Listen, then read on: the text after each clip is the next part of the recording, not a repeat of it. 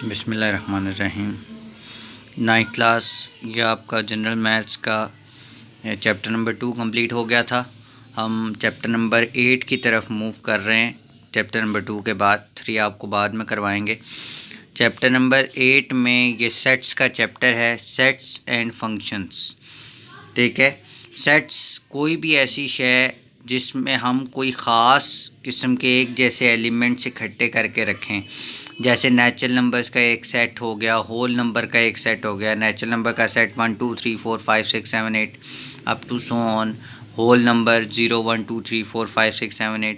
Integers plus 0 plus minus 1 plus minus 2 plus minus 3 plus minus 4 up to so on.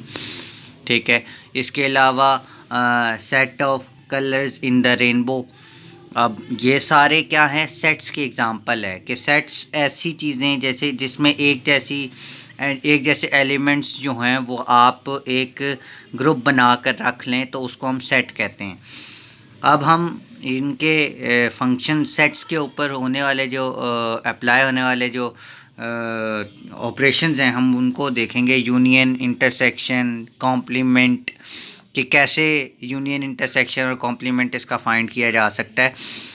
8.1 question number 1 ये कहता है ए एक set है 1 4 7 8, B एक सेट है जिसके अंदर 4 6 8 9, सी के अंदर एक सेट है जिसके एलिमेंट्स हैं 3 4 5 7। Find A union B, B union C, A intersection C, A intersection B intersection C, A union B union C, A intersection B intersection C. अब पहला देख लीजिए, ए यूनियन बी हमने फाइंड करना है। ए सेट है 1 4 7 8, B है 4 6 8 9।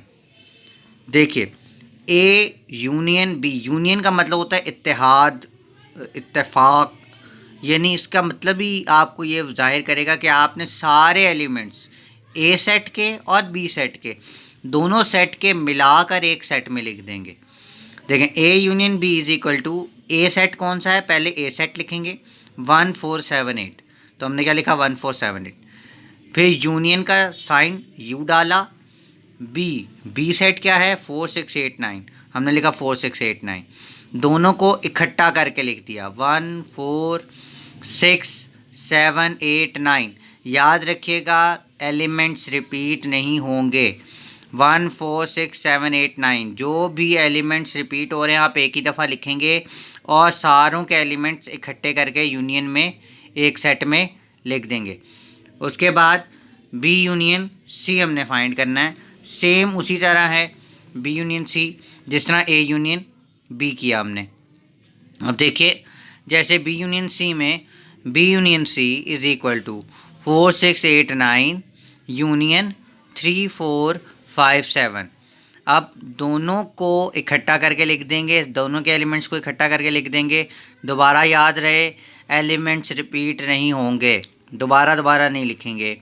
3 4 5 6 7 8 9, तो सब के एलिमेंट्स को इकट्ठा करके लिख लिया लेकिन तरतीब से। उसके बाद क्वेश्चन नंबर 3 पार्ट है इसका, ए इंटरसेक्शन सी। ठीक है, ए इंटरसेक्शन सी है वो आप ए इंटरसेक्शन सी में आप जो करेंगे, देखें मैंने ये सवाल छोड़ दिया है। क्योंकि ये आसान सवाल है, मैंने इसके बाद आपको A intersection B intersection C करवा दिया है। ये जो थर्ड पार्ट है इसको आप होमवर्क में करेंगे। जो मुश्किल वाला मैंने वो वाला चूज़ कर लिया, वो करवा रहा हूँ। A intersection B intersection C, union की बात समझ में आ गई है। अब इंटरसेक्शन देख लीजिए, इंटरसेक्शन कैसे होता है। बी इंटरसेक्शन सी, देखिए याद रखिए जब भी एक ऑपरेशन के अंदर ब्रैकेट आ जाए तो पहले ब्रैकेट को सॉल्व करें। तो पहले ब्रैकेट को सॉल्व करने का मकसद क्या है कि ताकि आपका सवाल आगे जाकर आसान हो जाए। बी इंटरसेक्शन सी पहले फाइंड करेंगे तो B intersection C is equal to कैसे होगा, 4 6 8 9 इंटरसेक्शन, पहले बी सेट लिखा 4 6 8 9, फिर सी सेट लिखा 3 4 5 7, और दोनों में इंटरसेक्शन में दोनों सेट्स के अंदर जो सेम एलिमेंट्स हैं वो आप लिख देंगे। सॉरी। तो जो सेम एलिमेंट्स होंगे वो आप दोनों में से लिख लेंगे। अब जैसे 4 है वो सेम है, और कोई एलिमेंट आपको सेम नहीं दिख रहा, इसलिए आप सिर्फ 4 को ही उस सेट में लिखेंगे। तो बी इंटरसेक्शन सी फाइंड हो गया। अब उसके बाद हमने हमने फाइंड क्या करना था, A intersection B intersection C, लेकिन हमने तो अभी आधा पार्ट सॉल्व किया है। बी इंटरसेक्शन सी सॉल्व हो गया, बी इंटरसेक्शन सी का आंसर आ गया 4, और A intersection B intersection C. अब हमने ए को उसके साथ जोड़ना है, ए सेट के साथ, A intersection B intersection C. A set क्या था, ये लिखा हुआ है 1478, तो हमने यहाँ लिखा 1478। इंटरसेक्शन का sign as it is, B intersection C की वैल्यू आपने बी ए निकाली 4, तो आपने उसकी जगह क्या लिखा 4 लगा दिया। तो दोनों के अंदर जो सेम एलिमेंट्स हैं वो कौन से हैं, 4, तो वो आपने लिख दिया। तो ये आपका आंसर क्या आ गया, A intersection B intersection C. उसके बाद आपका पार्ट नंबर 5 है। पार्ट नंबर 5 में देखिए वो कहता है A union B union C. Union का आपको पता है कि सब एलिमेंट्स को, दोनों सेट्स के एलिमेंट्स को इकट्ठा करके लिखना होता है। तो क्या करेंगे कि पहले ए यूनियन बी फाइंड करेंगे, ब्रैकेट पहले सॉल्व करेंगे।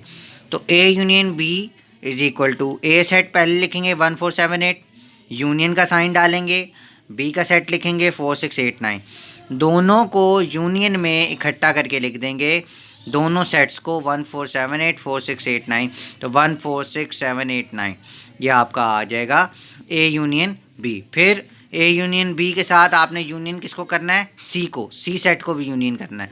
तो ए यूनियन बी की वैल्यू आपने क्या निकाली थी 146789, तो पहले 146789 पहले लिख दिया, यूनियन डाला साइन, उसके बाद सी सेट आपका ये दिया हुआ है 3457, आपने यहाँ पर वही लिखा सेट, सी की वैल्यू 3457, और सबको यूनियन करके इकट्ठा सारों के एलिमेंट्स लिख दिए 1 3 4 5 6 7 8 9।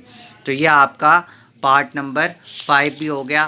पार्ट नंबर 5 के बाद पार्ट नंबर 6 है, वो आप होमवर्क करेंगे same as that of part number 4 है। जिस तरह पार्ट नंबर 4 हुआ था ऐसे ही पार्ट नंबर 6 होगा, लेकिन इसमें फ़र्क ये है कि पहले वाले में A intersection B intersection C था, तो पहले बी इंटरसेक्शन सी फाइंड किया था।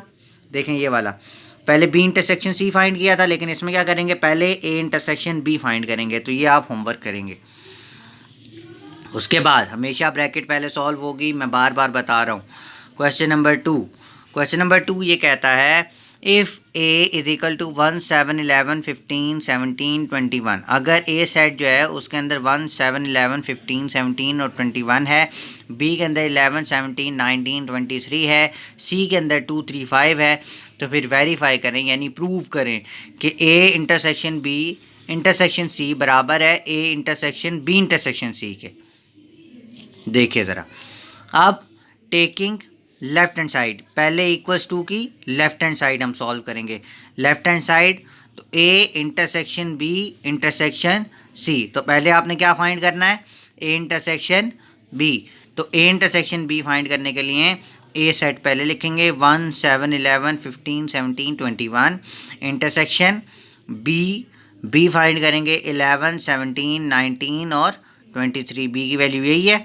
और फिर दोनों के अंदर जो सेम एलिमेंट्स हैं वो आप इकट्ठे करके लिख लेंगे।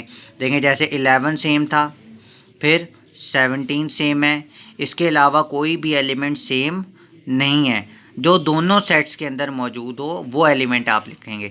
तो 11 और 17 दोनों के अंदर था इंटरसेक्शन में, तो हमने ये लिख लिया। उसके बाद A intersection B intersection C, यानी ए इंटरसेक्शन बी जो आपने फाइंड किया ना, इसका इंटरसेक्शन लें सी से। सी सेट आपका ये है 3 4 5 और 2 3 5 सॉरी, तो आप इंटरसेक्शन ले लेंगे। ए इंटरसेक्शन बी की वैल्यू आपने क्या निकाली 11 और 17, इंटरसेक्शन 2 3 5, यानी सी की वैल्यू क्या है 2 3 5। तो दोनों के अंदर जो सेम एलिमेंट्स कोई मौजूद हो तो वो यहाँ लिखेंगे, लेकिन यहाँ पर तो कोई भी सेम नहीं है। यहाँ पर 11 17 है, यहाँ 2 3 5 है, तो कोई भी सेम एलिमेंट नहीं है, तो यहाँ पर आंसर क्या आ जाएगा एम्प्टी सेट। या तो ये लिखें, ब्रैकेट लिखें, ब्रैकेट के अंदर कुछ भी ना हो, डॉट भी ना हो, तो वो एम्प्टी सेट होगा। ठीक है, तो 2 ब्रैकेट्स खाली डाल दीजिए, या इसको यूँ नहीं लिखना चाहते तो यूँ लिख लीजिए फाई। इसको हम कहते हैं फाई, ये जो साइन है फाई का है, यानी कि एम्प्टी सेट।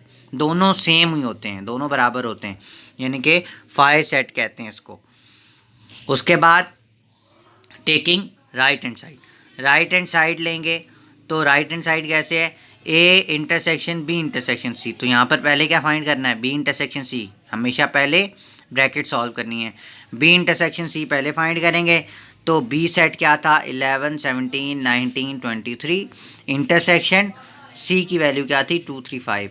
तो जब इंटरसेक्शन लेंगे तो इन दोनों में तो कोई भी शय कॉमन नहीं है, यानी कि कोई भी एलिमेंट सेम नहीं है, तो दोबारा क्या आंसर आ जाएगा, फाई सेट।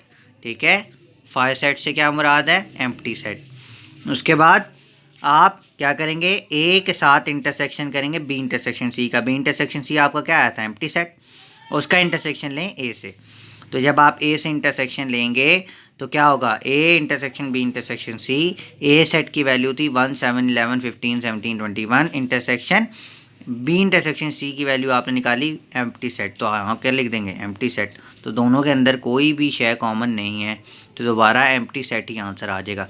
अब देखिए, ये राइट हैंड साइड का आंसर है, ये लेफ्ट हैंड साइड का आंसर है, तो दोनों तो सेम हो गए।